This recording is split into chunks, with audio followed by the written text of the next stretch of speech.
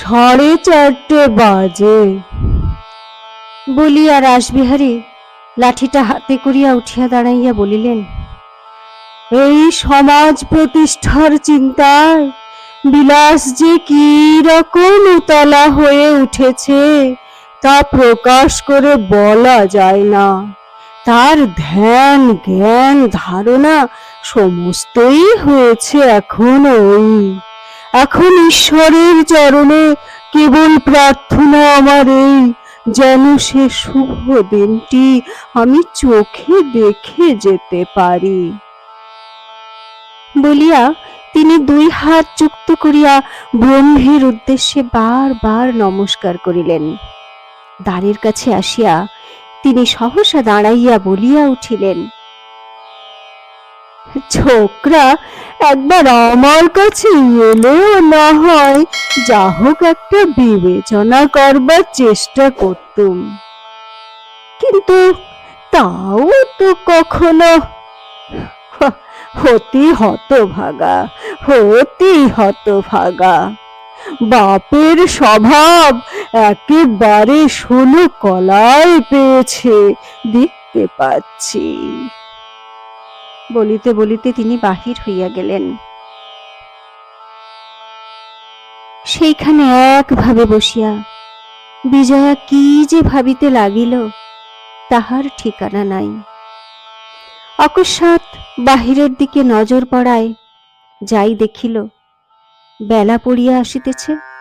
অমনি নদী তীরের অস্বাস্থ্যকর বাতাস তাহাকে সজোরে টান দিয়া যেন আসন ছাড়িয়া তুলিয়া দিল, এবং আজিও সে বৃদ্ধ দারোয়ানজিকে ডাকিয়া লইয়া বায়ু সেবনের ছলে বাহির হইয়া পড়িল। ঠিক সেইখানে বসিয়া আজিও সেই লোকটি মাছ ধরিতেছিল। অনেকটা দূর হইতে বিজয়া তাহা দেখিতে পাইলেও কাছাকাছি আসিয়া যেন দেখিতেই পায় নাই, এমন ভাবে চলিয়া যাইতেছিল। সাহসা কানাই সিং পিছন হইতে ডাক দিয়া উঠিল, সালাম বাবুজি, শিকার মেলা। কথাটা কানে যাইবা মাত্রই তাহার মূল পর্যন্ত বিজয়ার আরক্ত হইয়া উঠিল। যাহারা মনে করেন যথার্থ বন্ধুত্বের জন্য অনেক দিন এবং অনেক কথাবার্তা হওয়া চাই, তাহাদের এইখানে স্মরণ করাইয়া দেওয়া প্রয়োজন যে না, তাহা অত্যাবশ্যক নহে।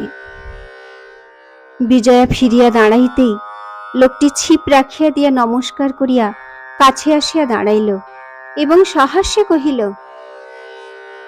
হ্যাঁ, দেশের প্রতি আপনার সত্যিকার টান আছে বটে। এমনকি এই ম্যালেরিয়াটা পর্যন্ত না নিলে আপনার চলছে না দেখছি। বিজয়া হাসি মুখে জিজ্ঞাসা করিল, আপনার নেওয়া হয়ে গেছে বোধ হয়, কিন্তু দেখে তো মনে হয় না। লোকটি বলিল, ডাক্তারদের একটু সবুর করে নিতে হয়, অমন তাড়াতাড়ি। কথাটা শেষ না হইতেই বিজয়া প্রশ্ন করিল, আপনি ডাক্তার নাকি? লোকটি অপ্রতিভ হইয়া সহসা উত্তর দিতে পারিল না, কিন্তু পরক্ষণেই নিজেকে সামলাইয়া লইয়া পরিহাসের ভঙ্গিতে কহিল, তা বইকে, একজন কত বড় ডাক্তারের প্রতিবেশী আমরা, সবাইকে দিয়ে থুয়ে তবে তো আমাদের, কি বলেন? বিজয়া তৎক্ষণাৎ কোনো কথাই বলিল না। ক্ষণকাল চুপ করিয়া থাকিয়া পরে কহিল, শুধু প্রতিবেশী নয়, তিনি যে আপনার একজন বন্ধু তা আমি অনুমান করেছিলাম। আমার কথা তাকে গল্প করেছেন নাকি? লোকটা হাসিয়া কহিল, আপনি তাকে একটা অপদার্থ হতভাগা মনে করেন, এ তো পুরনো গল্প, সবাই করে, এ আর নূতন করে বলবার দরকার কি? তবে একদিন হয়তো সে আপনার সঙ্গে দেখা করতে যাবে। বিজয়া মনে মনে অতিশয় লজ্জিত হইয়া কহিল, আমার সঙ্গে দেখা করায় তার কি লাভ? কিন্তু তার সম্বন্ধে তো আমি এরকম কথা আপনাকে বলিনি। না বলে থাকলেও বলাই তো উচিত ছিল। উচিত ছিল কেন? যার বাড়ি ঘরদোর বিকিয়ে যায় তাকে সবাই হতভাগ্য বলে, আমরাও বলি। সুমুখে না পারি, আড়ালেও তো আমরা বলতে পারি। বিজয়া হাসিতে লাগিল, কহিল, আপনি তো তার খুব ভালো বন্ধু। লোকটি ঘাড় নাড়িয়া বলিল, সে ঠিক, এমনকি তার হয়ে আমি নিজেই আপনাকে ধরতুম, যদি না জানতুম আপনি সদুদ্দেশ্যেই তার বাড়িখানি গ্রহণ করছেন। বিজয়া একটিবার মাত্র মুখ তুলিয়া চাহিল, কিন্তু এ সম্বন্ধে কোনো কথা কহিল না। কথায় কথায় আজ তাহারা আরো একটু অধিক দূর পর্যন্ত অগ্রসর হইয়া গিয়াছিল। দেখা গেল ওপারে একদল লোক ষাঁড় বাঁধিয়া নরেন্দ্রবাবুর বাটির দিকে চলিয়াছে। তাহার মধ্যে 50 হইতে 15 পর্যন্ত সকল বয়সের লোকই ছিল। লোকটি দেখাইয়া কহিল, ওরা কোথায় যাচ্ছে জানেন? নরেনবাবুর স্কুলে পড়তে। বিজয়া আশ্চর্য হইয়া জিজ্ঞাসা করিল, তিনি এই ব্যবসাও করেন নাকি? কিন্তু যতদূর বুঝতে পারছি বিনা পয়সায়, ঠিক না? লোকটি হাসি মুখে কহিল, তাকে ঠিক চিনেছেন। অপদার্থ লোকের কোথাও আত্মগোপন করা চলে না।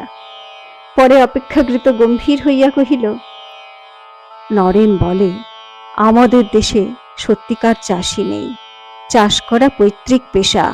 তাই সময়ে অসময়ে জমিতে দুবার লাঙল দিয়ে বীজ ছড়িয়ে আকাশের পানে হাঁ করে চেয়ে বসে থাকে।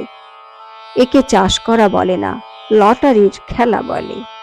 কোন জমিতে কখন সার দিতে হয়, কাকে সার বলে, কাকে সত্যিকার চাষ করা বলে, এসব জানেই না। বিলাত থাকতে ডাক্তারি পড়ার সঙ্গে এ বিদ্যেটাও সে শিখে এসেছিল। ভালো কথা, একদিন যাবেন তার স্কুল দেখতে। মাঠের মাঝখানে গাছের তলায় বাপ বেটা ঠাকুরদায় মিলে যেখানে পাঠশালা বসে, সেখানে। যাইবার জন্য বিজয়া তৎক্ষণাৎ উদ্যত হইয়া উঠিল, কিন্তু পরক্ষণেই কৌতূহল দমন করিয়া শুধু কহিল, না, থাক। জিজ্ঞাসা করিল, আচ্ছা, অত বড় বাড়ি থাকতে তিনি গাছতলায় পাঠশালা বসান কেন? লোকটি বলিল, এসব শিক্ষা তো শুধু কেবল মুখের কথায় বই মুখস্থ করিয়ে দেওয়া যায় না, তাদের হাতে নাতে চাষ করিয়ে দেখাতে হয় যে। এই জিনিসটা রীতিমতো শিখে করলে 2 গুণ, এমনকি 4-5 গুণ ফসলও পাওয়া যায়। তার জন্য মাঠ দরকার, চাষ করা দরকার, কপাল ঠুকে মেঘের পানে চেয়ে হাত পেতে বসে থাকা দরকার নয়। এখন বুঝলেন কেন তার পাঠশালা গাছতলায় বসে? একবার যদি তার স্কুলের মাঠের ফসল দেখেন, আপনার চোখ জুড়িয়ে যাবে, তা নিশ্চয়ই বলতে পারি। এখনো তো বেলা আছে, আজই চলুন না, ওই তো দেখা যাচ্ছে। বিজয়ের মুখের ভাব ক্রমশ গম্ভীর এবং কঠিন হইয়া আসিতেছিল। কহিল, না, আজ থাক। লোকটি সহজেই বলিল, তবে থাক, চলুন খানিকটা আপনাকে এগিয়ে দিয়ে আসি। বলিয়া সঙ্গে সঙ্গে চলিতে লাগিল। মিনিট 5-6 বিজয়া একটা কথাও কহিল না। ভিতরে ভিতরে কেমন যেন তাহার লজ্জা করিতে লাগিল, অথচ লজ্জার হেতুও সে ভাবিয়া পাইল না।